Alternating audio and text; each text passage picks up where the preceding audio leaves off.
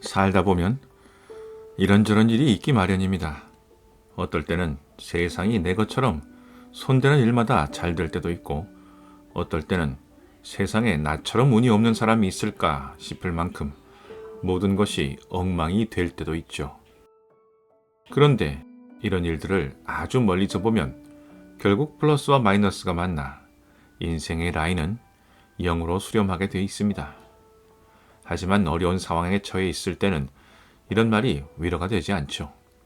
그래서 오늘은 도저히 어떻게 해볼 수 없을 만큼 힘든 상황에 처해 있을 때 상황을 조금이나마 개선시키는 방법에 대해 이야기해 보려 합니다. 제일 먼저 이 상황을 급하게 역전시키려고 애쓰지 마세요.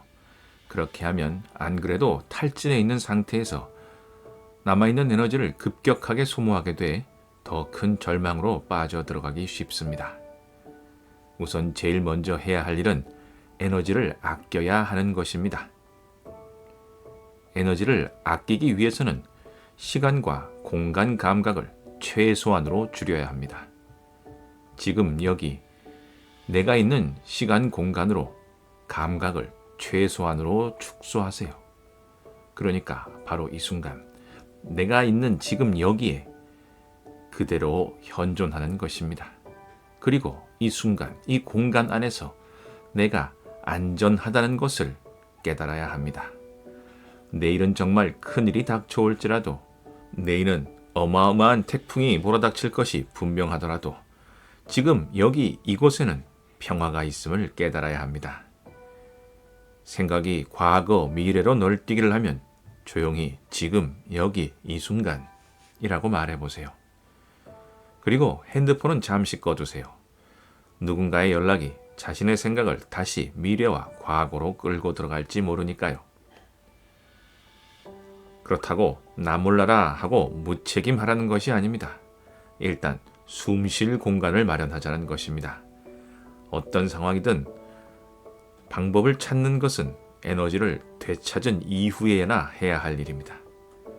그렇지 않으면 더 큰 실수를 할 수도 있으니까요. 이렇게 잠시 숨을 쉴 수가 있다면 최대한 이런 상태를 유지하도록 노력해야 합니다. 출근을 하고 장사를 하고 학교를 가더라도 지금 이 순간에 온전히 머물러 있기 위해 노력하는 것이죠. 어려운 순간에 우리를 정말 힘들게 하는 것은 그 일 자체가 아니라 일의 결과에 대한 우리의 상상입니다. 그러니 지금 여기에 머무르는 동안은 그 상상력의 작동을 어느 정도 멈출 수가 있습니다. 지금 내가 하고 있는 일에 완전히 집중해 보세요. 그것이 칫솔질을 하는 것이든 청소를 하는 것이든 공부를 하는 것이든 상관없습니다. 이렇게 현존하면 서서히 에너지가 돌아오기 시작합니다. 이때 멀리를 바라보지 마세요.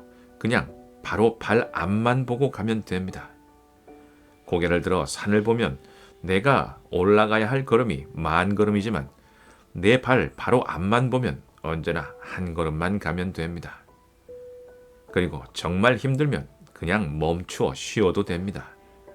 중요한 것은 힘든 상황을 거부하거나 빨리 벗어나려고 몸부림치지 말라는 것입니다. 그럴수록 빨리 지칩니다. 그럴수록 고통은 올가미처럼 더 단단하게 우리를 죄어옵니다. 하지만 인생의 최악의 상황에서도 한 호흡 돌리고 한 생각 돌리다 보면 생각보다 견딜만해집니다. 그리고 그 안에서도 즐거움과 소소한 행복은 존재합니다. 이를 놓치지 마세요. 특히 이런 소소한 즐거움에 대한 죄책감을 느끼지 마세요. 고통은 고통대로 내 안에 머물러 있게 하고 즐거움은 즐거움대로 찾아올 수 있게 허용하세요. 고통과 즐거움이 공존하는 것은 당연한 일입니다. 고통으로 즐거움을 밀어내려 하지 말고 즐거움으로 고통을 지우려 하지 마세요. 무엇보다도 자신을 가혹하게 대하지 마세요. 하루 반 걸음이라도 걸은 자신을 크게 칭찬해 주세요. 형편이 좋을 때는 많은 사람들이 손을 내밀지만 인생의 위기에서는 기댈 사람은 자기 자신밖에 없습니다. 유일하게 의지할 수 있는 자기 자신을 적으로 돌리는 것은 참으로 어리석은 일입니다. 어느 정도 에너지가 돌아오고 현존이 가능해진다면 이제 정말 중대한 인식의 전환을 시도해야 합니다. 그것은 바로 어떤 일이든 그 나쁜 일이 나 때문에 생겼다는 것을 인정하는 것입니다. 물론 여기에 반발하시는 분도 계실 겁니다. 사기를 당한 게 왜 나 때문인가? 병에 걸린 게 왜 나 때문인가? 하고 말입니다. 그러나 애초에 투자를 했으니 사기를 당한 것입니다.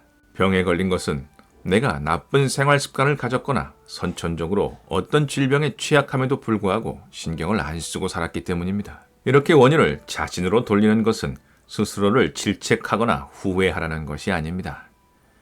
내가 이 일의 원인이라면 그 해결책도 나에게 있다는 것을 깨닫는 것입니다. 나에게 일어난 모든 일에서 내가 빠질 수는 없습니다. 그런데도 나쁜 일이 벌어졌을 때 운과 타인을 탓하며 자신을 빼버리는 경우가 아주 많습니다. 이 경우에 우리는 수동적인 희생자가 됩니다.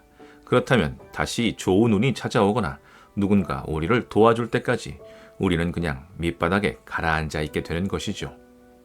하지만 자신이 원인이라는 것을 인정하고 나면 자신이 이 일을 해결할 능력이 있다는 것 또한 깨닫게 됩니다. 물론 힘든 일이고 용기가 필요한 일이죠. 그러나 이 과정 없이 다시 일어설 수는 없습니다.